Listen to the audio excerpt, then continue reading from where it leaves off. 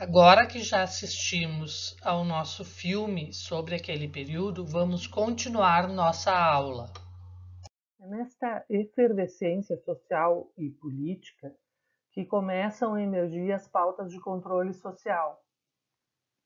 E a primeira delas é a questão da pauta da abertura dos dados governamentais, porque havia uma falta de transparência com relação ao Estado, como reflexo desse modelo autoritário de Estado. Então, vocês vão se lembrar que havia muitas discussões sobre pessoas desaparecidas, por exemplo, e esses dados não eram fornecidos para que as famílias conseguissem localizar os seus parentes.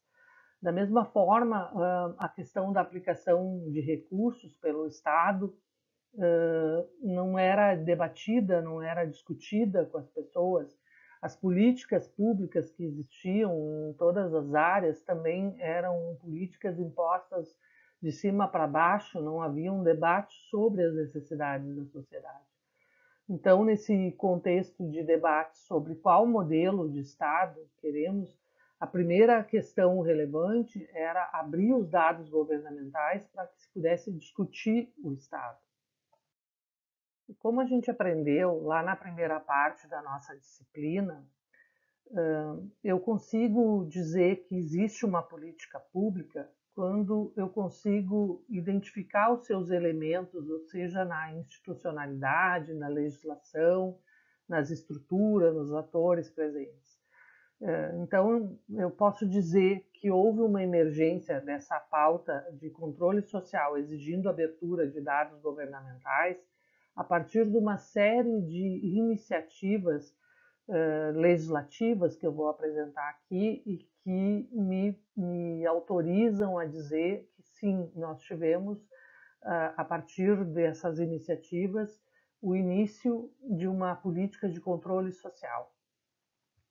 Como exemplo, a Lei 8.159, de 1991, ela disciplinou a política nacional de arquivos públicos e privados, definiu o direito de todos a receber nos órgãos públicos informações de seu interesse particular ou de interesse coletivo ou geral.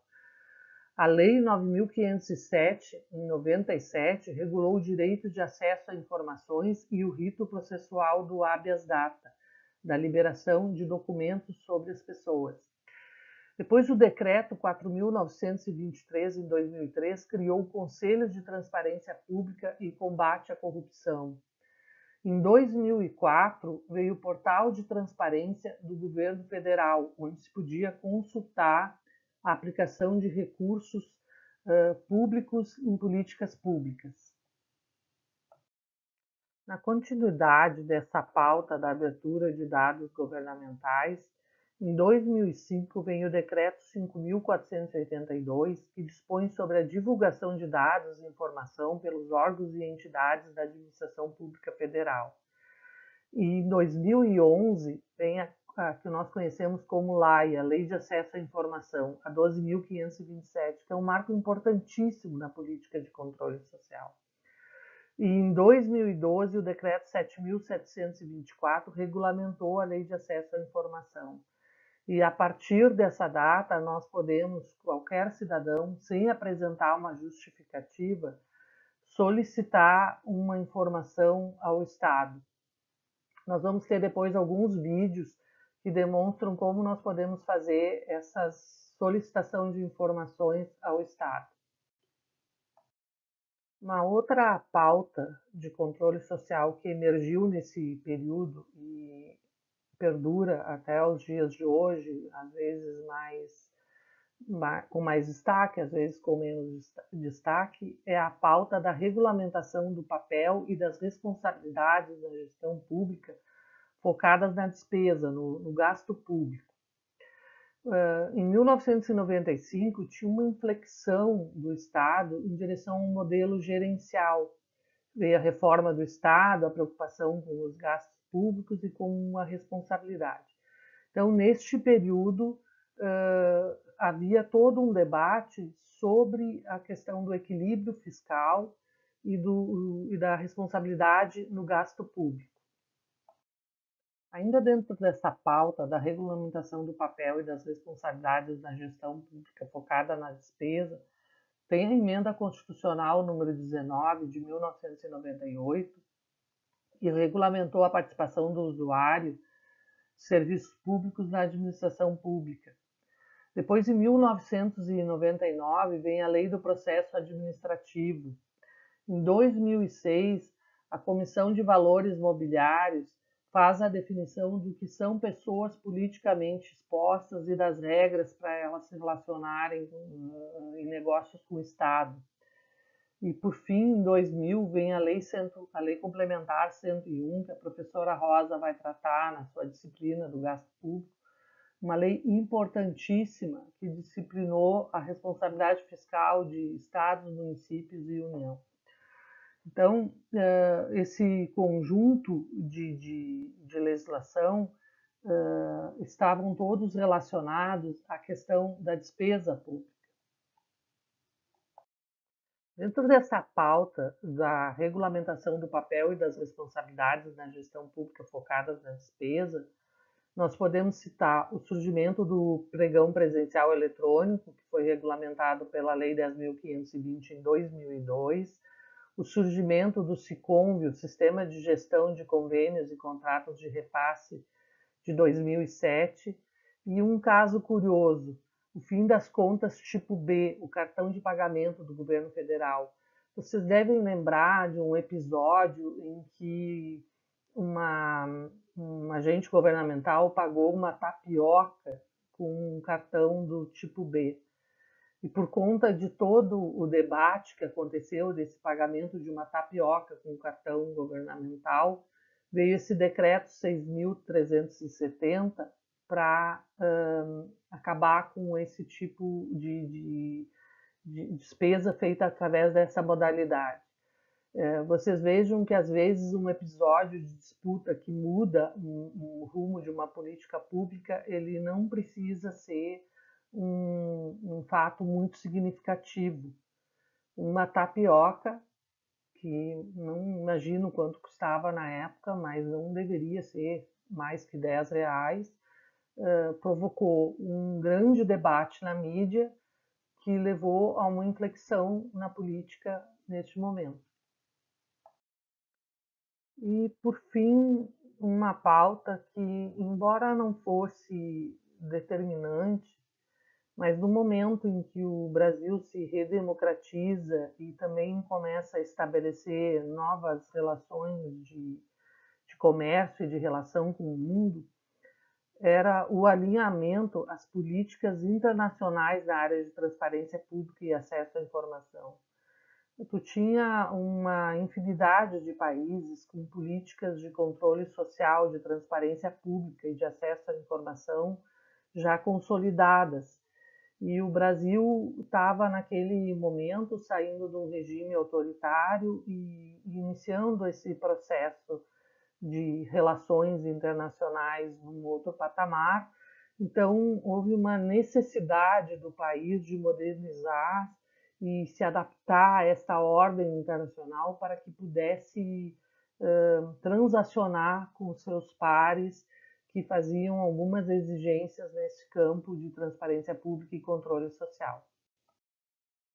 No período da redemocratização, até mais ou menos 2012, quando foi regulamentada a Lei de Acesso à Informação, a LAI, nós fomos constatando um crescente de iniciativas que ampliavam e consolidavam o controle social. Em 2013, começaram os movimentos de contestação nas ruas. E nós tivemos, que culminou, inclusive, com o impeachment da presidente Dilma. E nós tivemos, nesse período, o decreto 8.243, em 2014, que estabeleceu uma política nacional de participação social. Só que este decreto já nasceu sob essa contestação.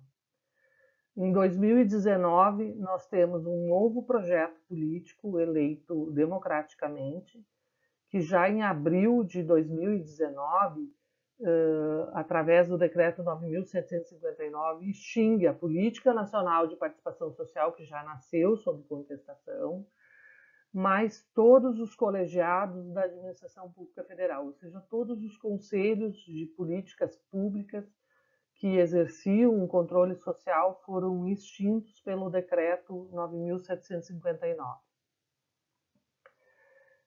Nesse mesmo mês e dia, também foi feito o Decreto 9.755, que instituiu o Comitê Interministerial de Combate à Corrupção. Tinha antes uma política de combate à corrupção que era estruturada com a participação de mais de 60 órgãos. Tinha Receita Federal, Polícia Federal, Banco Central, Controladoria Geral da União, Ministério Público, uma série de órgãos que trabalhavam em regime de cooperação.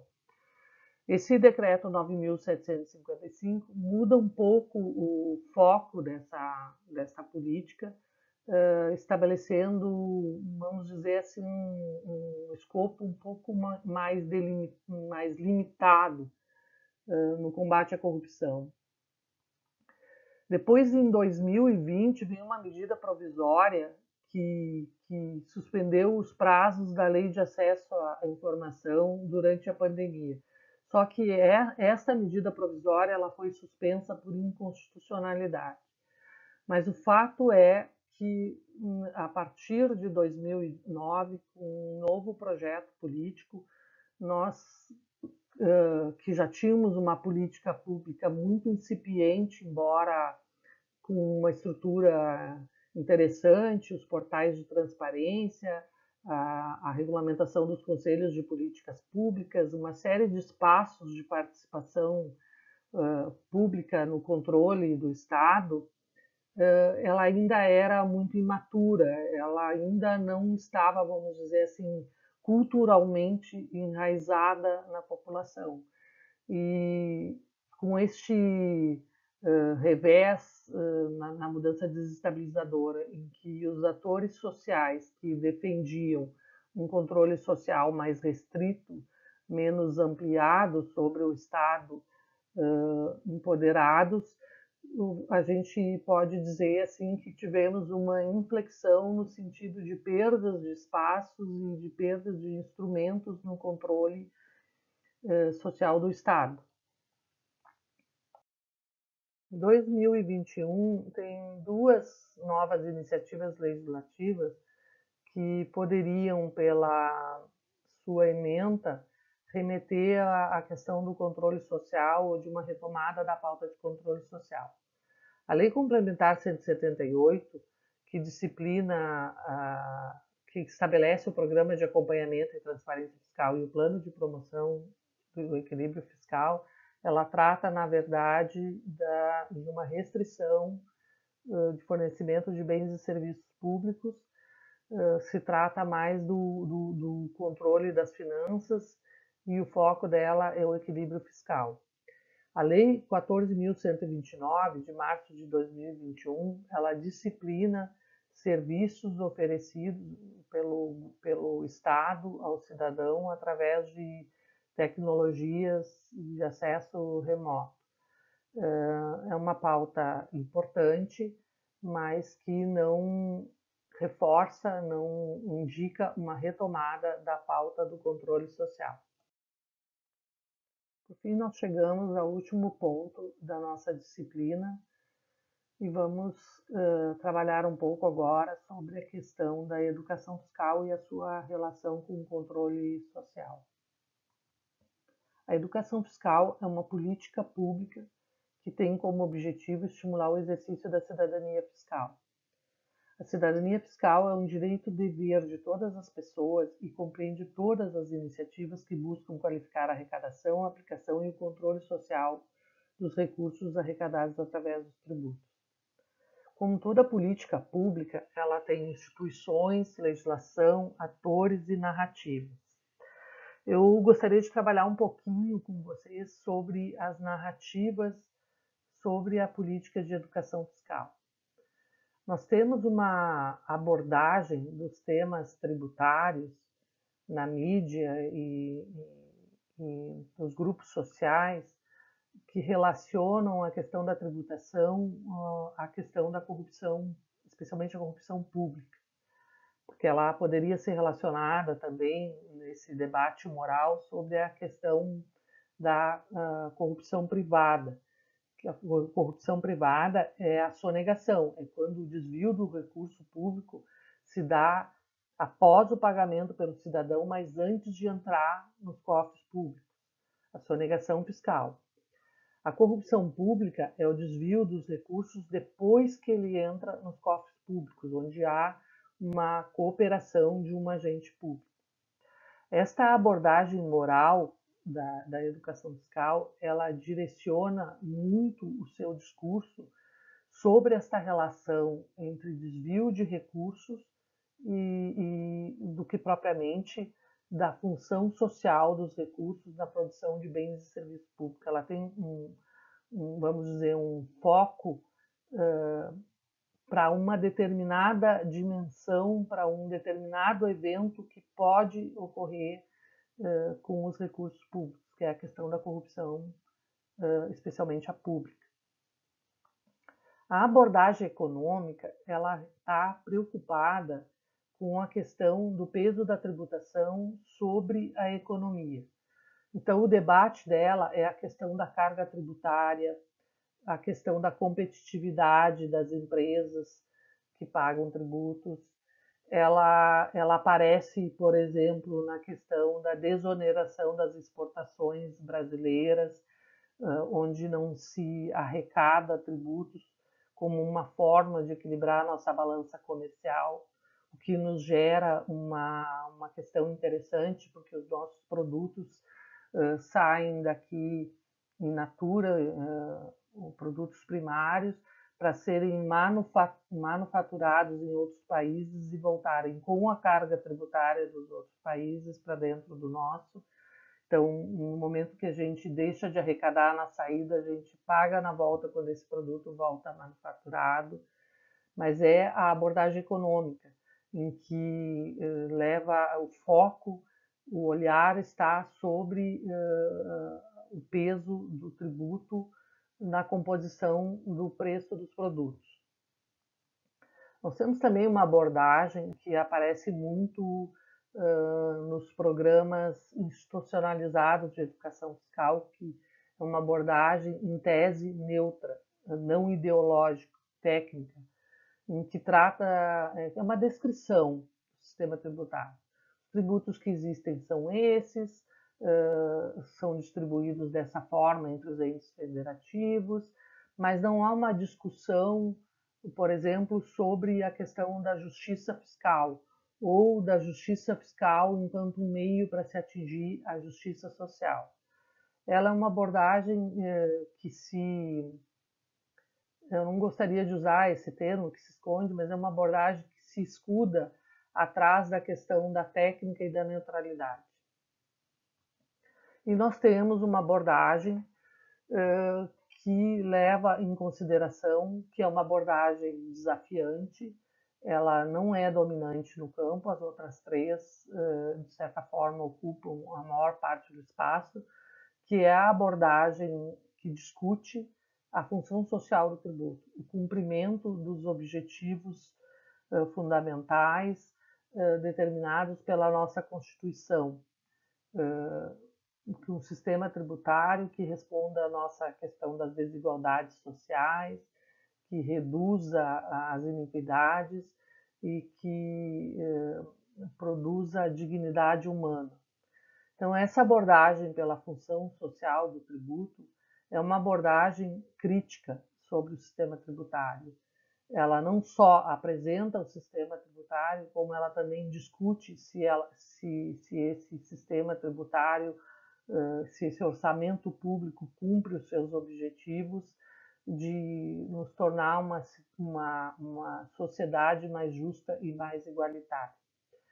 É uma abordagem, como eu disse, desafiante e que vocês podem observar que é a abordagem que nós apresentamos neste curso de extensão porque ela busca desenvolver uma capacidade de pensar, uma capacidade de refletir sobre a função social do tributo. Vamos conversar um pouquinho também sobre que atores estão presentes no campo da educação fiscal. Tu tem uma política institucionalizada através do Programa Nacional de Educação Fiscal, que fica no Conselho Nacional de Secretários de Fazenda, no CONFAS, através do GT66. Neste grupo, tem um representante de Secretaria de Fazenda Estadual e um representante da Secretaria de Educação Estadual de cada estado como membro nato. Também são convidados representantes da Receita Federal e outras pessoas que possam contribuir com a política. As definições são feitas através de reuniões trimestrais. Desde a pandemia, essas reuniões são online, duram 1 a 2 dias, dependendo da pauta, em que todos os estados se manifestam sobre alguns instrumentos e encaminhamentos da política. Cada estado também tem o seu programa institucionalizado. Em todo o Brasil, todos os estados têm um programa institucionalizado. Em alguns ele está mais ativo, com mais ações, em outros estados um pouco menos ativo, mas ele existe em todo o país. Assim como existem políticas de educação fiscal em mais de 160 países no mundo. No Rio Grande do Sul, nós temos 362 municípios com legislação de implantação de Programa Municipal de Educação Fiscal. Os 497 tem 362. Só que desses 362, muitos municípios não têm este programa realmente ativo, é apenas a legislação. A cada troca de gestor municipal é preciso reiniciar o trabalho. Ainda não é uma política pública que está incorporada no fazer governamental. No Rio Grande do Sul também tem regulamentação dentro da legislação de educação, e também está na base curricular nacional como um tema transversal para ser tratado no processo educativo. Mas nesse campo também tem muitos atores da sociedade civil. Por exemplo, neste curso tem uma parceria entre Receita Federal, Programa Municipal de Educação Fiscal de Porto Alegre, a Receita Estadual, o Programa Estadual de Educação Fiscal e do Instituto Justiça Fiscal, que é uma sociedade, uma organização da sociedade civil que trata do tema da cidadania fiscal. Em todos os estados, tem instituições da sociedade civil participando deste processo.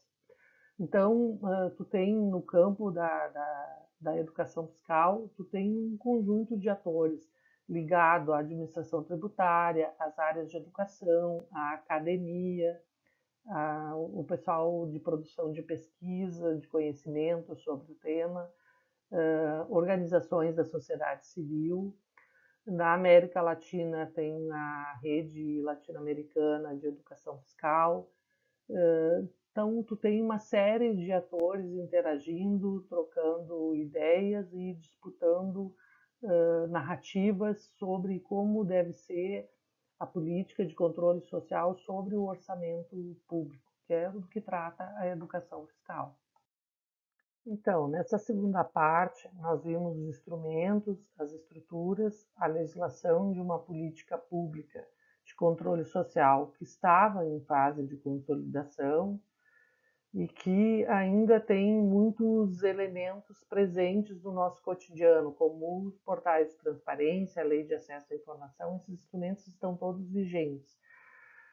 Nós tivemos uma restrição importante nos espaços de participação, uma redução muito significativa no papel dos conselhos de políticas públicas, mas o que a gente pode dizer sobre a política de controle social no momento atual é que há disputas relevantes acontecendo no campo e que essas disputas vão equilibrando ou reequilibrando o campo de controle social e que, no meu entendimento, nós não temos espaço no curto e médio prazo para dizer de forma taxativa qual o rumo que a política vai tomar. Depende muito do contexto político, do contexto social, do contexto histórico, dos fatos que estão ainda em desenvolvimento, para que a gente possa dizer se ela se consolida enquanto uma política pública incorporada à nossa rotina democrática ou ainda teremos que reconstruí-la nos seus elementos fundamentais, retomar algumas das suas diretrizes fundamentais. Então, eu agradeço a atenção de todos, muito obrigado, e concluímos aqui esta parte expositiva sobre o controle social.